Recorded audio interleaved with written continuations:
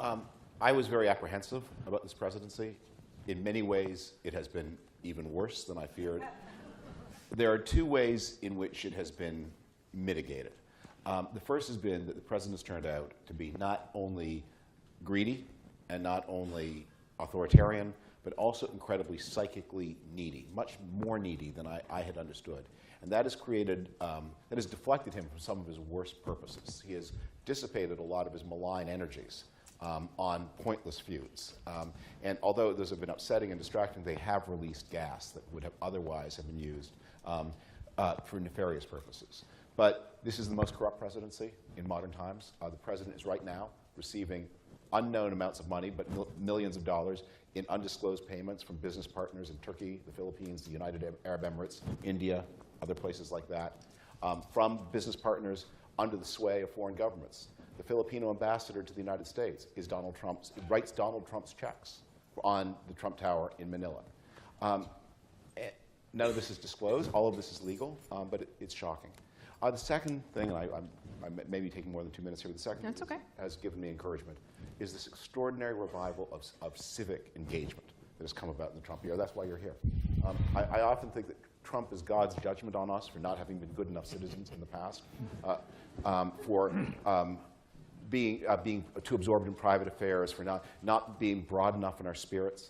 I think a lot of that it is like that moment when, I hope no one here has had this, but when you sometimes get a little dozy on the highway and suddenly you see the headlights of a giant truck oncoming and the jolt of adrenaline that you receive from that gets you safely home. May it be so for us. And support with this president. Very important to understand that Donald Trump has no policy goals at all. They're things he picks up. It's not his language. His goal in office is to become as rich as he said he was. And his goal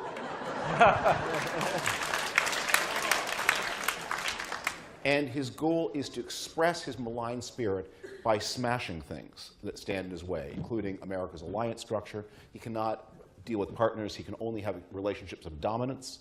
But the United States does not have the wherewithal to sustain this dominance. The United States is not 50% of the world's GDP anymore. It's not 30% as it was when I was younger. It's not 20% as it was when Ronald Reagan was president. It's under 20%. You cannot dominate with 17, 18% of the world's output. But so he breaks and destroys. These achievements are the ransom that he pays congressional Republicans to enable to enable and protect him from the other things he actually cares about. And the growing acceptance of Donald Trump within the Republican and conservative world, and that is happening, you're absolutely right, is part of the nemesis that's going to overtake conservatives and Republicans. What Donald Trump did, I don't at all agree with those who say he's not in his right mind or that he's a moron. He may not read much, but he is wily. And he has that bully's intuition for where people's weaknesses are, including America's. And he finds it and he uses it to control and humiliate. These so-called achievements are going to bind the Republican Party more and more closely to him. And what he understands is he leveraged a plurality of a plurality into the power of the majority. He had a plurality within the Republican Party. The Republican Party is a plurality of America. And where we are going, one of my resolutions is always to have optimistic messages, and I try to do that. But well, it's January 17th. How are you doing? Start anytime. Well, the civic spirit is the one. But here's the thing I fear. The thing I take comfort from is the rise of civic spirit. But I have been urging Republicans for a decade. I believe in many of these things, but these policies that are advocating as well as they suited the 1980s, they don't work now, they're not popular now. Amend them a little bit so that you can be more popular and win in a democratic competitive election. I think a number of Republicans have said, well, you may be right that they're not so popular and they can't win in a democratic competitive election. And one solution would be to change your ideas. But another solution is to make our elections less democratic and competitive. And that has been happening. That is the story of what happened in 2016. And that, I fear, may be even more the story of what happens ahead. Selective disenfranchisement, barriers to voting. We saw That very much is very much part of the explanation of the 2014 successes. It's very much an explanation of the 2016 successes. Like, he loves to hate them. And despite the failing New York Times and the failed Washington Post, every media, in every way, broadcast, radio, print, everybody is doing better. Ratings are up, subscriptions are up, people are reading more, clicking on more, sharing more stories, and yet he hates the media, but he loves the media. Well, that reaction is part of the revival of hope that I talked about when I do strike optimistic notes. Donald Trump does hate the media. He tells lies all the time. He's reminded people of what's at stake, and so I find it enormously. As everyone who works in the media knows, people are reading you in a different spirit and with more attention. It matters. I'm guessing there's probably less interest in the Kardashians all of a sudden because things matter. They don't matter? But when you say, how does Donald Trump survive scandals? Well, there's scandals and there's scandals. But the scandal that, and it's not an accusation, the Russia story, so much of it is fact.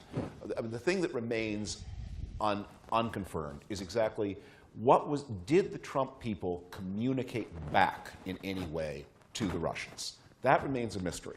But what we know is that the Russians attacked the American electoral process. We know that the Trump people were aware of this at the time. We know that they actively welcomed it. And we can perceive how intensely coordinated the Russian activities were. The Access Hollywood tape breaks at about 4 o'clock on a Friday afternoon in the Washington Post by David Fahrenthold. Within an hour, the WikiLeaks trove of Podesta tape. Now, what is striking about that is the Trump people knew that Podesta dump was coming. And they expected it on the Wednesday. And they got very antsy. Roger Stone and others, too, began to get very upset when it didn't happen on the Wednesday. And it didn't happen on the so they knew it was coming. It didn't happen on the Thursday. With steely discipline, whoever controlled WikiLeaks, whoever that person or entity is, waited. Access Hollywood broke. An hour later, the Podesta tape stopped. Now, what is even more remarkable, the Podesta trove, it's embarrassing, it's humiliating to a lot of people. People have their social security numbers posted online, but it's actually a big load of nothing. There's not much there. The Donald Trump campaign, the most slovenly, incompetent campaign ever. Former golf caddies running a communications department. They're incompetent. They get bamboozled by Michael Wolff into letting him roam around the West Wing unsupervised for a year. That operation, within not even overnight, within hours, has found 2 emails within the Podesta trove that they can weaponize as somehow proof that the Hillary campaign is imbued with anti-Catholic prejudices. Now, you have to distort the emails a lot, but they find them. How did these people who can't find their own shoes, how do they find those things? That's what Steve Bannon has said, which is that we couldn't have done any collusion because we were so incompetent. Yeah, you're so incompetent, and yet by dawn, on the morning of October 8th, you've got your talking points on how you're going to use the Podesta trove.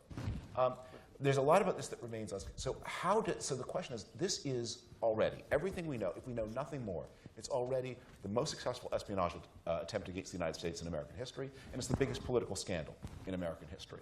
So why isn't it treated as one? And the answer is because we do not have enough sense of national unity.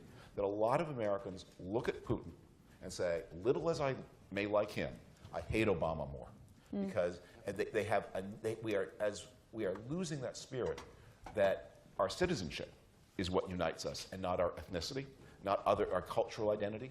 And so many people who say citizenship is becoming weak, ethnicity and cultural identity is becoming strong. Maybe I have more in common with Vladimir Putin than I do with Barack Obama or Hillary Clinton, and that's why this nuclear level explosion of a scandal is not. I think about it. I can never stop thinking about it, and I realize that when I talk to friends of mine, they don't understand what I'm talking about because it's just doesn't everybody do a dirty trick? Right.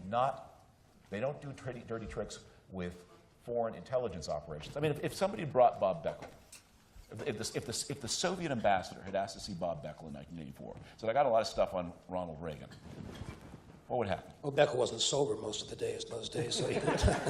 What would happen? They wouldn't have done anything with it. They'd call the FBI. They'd call the FBI, as we course they would. as we would too. I think one thing that's important to talk about. There's a lot of stuff been thrown out here tonight, and I'm not arguing it's not correct. Will Democrats regret opposing tax reform if the economy keeps cruising? No, they won't regret it. The tax reform, so-called, is a regional transfer. It taxes the blue states to cut taxes in red states. So the Democrats have good reason to be concerned about it. Many of the elements of it are wise. I don't think we will miss. It's good to lower the mortgage interest deduction every time you can. Yeah. And the state and local tax, it doesn't make a lot of sense. Actually. But then you have to balance. There's no spirit of regional equity where they say, okay, well now red states you have to kick in, maybe via a carbon tax. The red states are the big carbon emitters. It was a sectional revenge part, especially the individual tax cut part. The corporate tax cut has some merit to it, but no, I think the Democrats will do well. Republicans will regret supporting it. It will hurt them because. I'm sorry. You wanted just a shorter answer. Yeah, no, that's fine. I'm interested. I could listen to you all night. The biggest losers in this tax bill are Republican families in blue states. I had a congressman from New Jersey, a Democrat, Josh Gottheimer. Take a look at him. This is.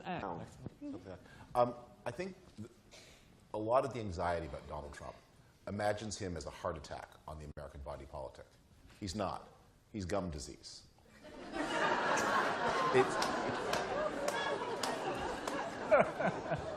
You can die from gum disease. The infection gets into the blood and carries away.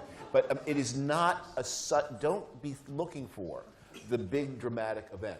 And one of the reasons it's so dangerous to look for the big dramatic event is there are a lot of Republicans in Congress who will say, look, when the big dramatic event comes, then I'll be a hero. If they try to arrest the Supreme Court or refuse to honor an election, then I'll be a hero. But that's later. Today, I'm just going to go along. And that daily going along, that is the problem. And it's the slow corruption. It is not refusing to honor an election, but tampering with the rules of the election before they happen. Getting at least a third of the country to accept that it's permissible, or at least forgivable, to work with a foreign intelligence agency. It is that slow rot. It's the termites in the walls, the beetles under the wallpaper. That's what you should be afraid of. Thank you. Advice to staff. H.R. McMaster, when he became National Security Advisor, was very concerned about Trump's attitude toward NATO, Trump's repeated repetition of Russian-style talking points in NATO. When the big NATO summit occurred in April, I think it was the 5th of April, that McMaster choreographed an emphatic endorsement of NATO by the president. He arranged for the president to go to NATO headquarters, stand in front of the monument to Article 5, a twisted girder from the World Trade Center, and there deliver a full-throated endorsement of the NATO Treaty and Article 5. And just to make sure that the provision said everything that McMaster wanted to say, he basically wrote it himself. And he put it in the speech. And then he briefed, on the flight over, he briefed the New York Times and other papers, the president is going to endorse Article 5. You can take it to the bank. The president got to the speech, saw the sentence, and skipped it. McMaster then had to brief the press again. And he had to say to them, and this is one of the most honorable soldiers in the U.S. Army, one of the great soldier intellectuals, author of a wonderful book about Vietnam. He had to say, I don't know what you're talking about. What the president said, when he omitted the key sentence, McMaster insisted that he did exactly what I told you he was going to do. There's nothing missing. It's all in your heads. In other words, McMaster, this honorable soldier, was put in a position to lie. And that will happen to everybody there. So my advice to people in the Trump White House is, they're messaging things and to be more professional. You must understand that you are in the gravest danger of your career. You're going to be thrust again and again into legal jeopardy. Make sure when you get an improper order, just ask that it be countersigned by the White House counsel. Ask for orders in writing.